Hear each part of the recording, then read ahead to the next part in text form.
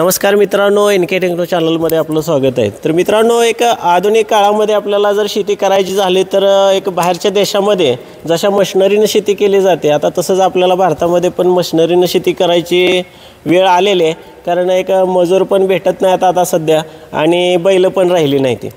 तर असेच एक आपल्याकडे शिक्षक फॅमिली आपल्याकडे त्यांनी पॉवर वीडर खरेदी केला आहे आणि त्यांच्याकडे आपले मित्र पहिले त्यांनी आपल्याकडून पॉवर वीडर पहिला खरेदी केला होता, बरोबर आहे? हो। हां, किती दिवस झाला आपण खरेदी करून? 5 वर्ष झाले। 5 वर्ष झाले। मग 5 वर्ष झालं त्यांनी पॉवर वीडर खरेदी केला आणि त्यांना वाटलं की बाबा शेतीमध्ये आपल्या खरंच चांगला चालतोय, म्हणून त्यांच्या मित्र सहकाऱ्यांना त्यांनी एक सांगितलं घ्यायला, बरोबर आहे? हो। म्हणजे तुम्ही सांगितलं, तुमचे मित्रच आहेत ते? मित्रच। तुम्ही कुठला पॉवर वीडर घेतला होता आधी? GT शक्ती 7.8 HP चा। आपलं पूर्ण नाव आणि परिचय? साबळे मारुती पांडुरंग। आपलं पूर्ण गाव? मात्रेवाडी, तालुका भूम, जिल्हा धाराशिव। तर मित्रांनो, त्यांनी आपल्याकडून पहिलं पॉवर वीडर परचेस केला होता आणि त्यांना वाटलं की बाबा शेतीमध्ये खरंच चांगला चालतो। आज 5 वर्षाचा अनुभव त्यांनी कामी आला आणि त्यांना त्यांच्या मित्रांना त्यांनी पॉवर वीडर आज घेऊन दिला। आज त्यांचं पण आपण नाव जाणून घेऊया। भाऊराव जोगदंड। होय। आणि आपण कुठं शिक्षक? मी मात्रेवाडी शिक्षकांच्या गावामध्येच। तुमच्या गावामध्ये? आणि आपलं ताई नाव सांगा? सविता केशव जोगदंड। आणि मित्रांनो, त्यांनी आता नवीनच शेतीमध्ये पाऊल टाकले आणि त्यांनी असा विचार केला की शेतीमध्ये जर शेती करायची झाली तर मजूर भेटतच नाही आणि ह्या टायमिंगला जर शेती करायची म्हणलं तर अशा छोट्या छोट्या यंत्राच्या सहाय्याने पाहिजे।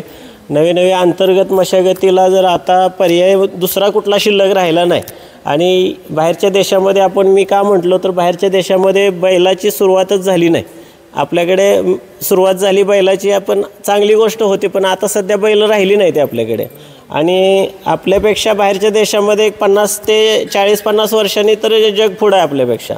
तर आपल्याला अजून पॉवर वीडर विषयी जर माहिती नसेल तर माहिती करून घेतली पाहिजे आणि भविष्यामध्ये आपण शेती अशा पद्धतीने केली पाहिजे, जेणेकरून विषमुक्त शेतीसुद्धा ह्याने तुम्ही करू शकता। कशी करायची तर तणनाशक जे आपण शेतीमध्ये मारतोय, तर तुम्ही रोटर फिरवला तर ह्याला तुम्हाला तणनाशक मारायची गरज पडत नाही। क्रांती ॲग्रोमध्ये तुम्ही व्हिजिट देऊ शकता। इथं आपल्याकडे 300-350 प्रकारच्या व्हरायटी आहेत शेतीविषयक, तुम्हाला तंत्रज्ञानाची माहिती मिळू शकतात। आणि चॅनलमध्ये नवीन असाल तर तुम्ही आपल्या चॅनलला सबस्क्राईबसुद्धा करू शकता।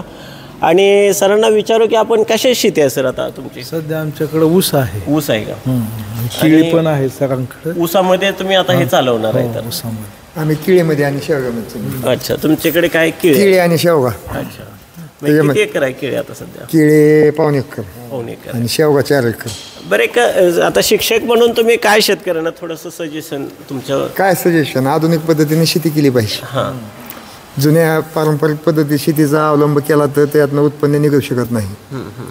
म्हणजे नवीन आधुनिक पद्धतीने शेती केली तर त्यातनं पुढे जाता येते। उत्पन्न वाढतं, मजुराचा खर्च कमी होतोय, उत्पादन खर्च कमी होतो, पर्यायी उत्पादन वाढतं। बरोबर। आणि ताई, तुमचं काय मत यावर? आम्ही आत्ताच सुरुवात केली शेती करण्यासाठी, पण आधुनिक तंत्रज्ञानाच्या सहाय्याने त्याच्यामुळे मजूर भेटत नाही ना, म्हणून मग म्हणलं हे आपलं सोयीस्कर पडेल।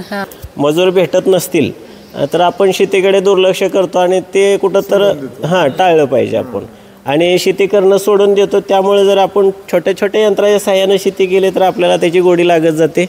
आणि ह्याच विषयावर सरांचं मार्गदर्शन आपण ऐकलं तर नक्की भेटा नवक्रांती ॲग्रो पंढरपूर। सर धन्यवाद।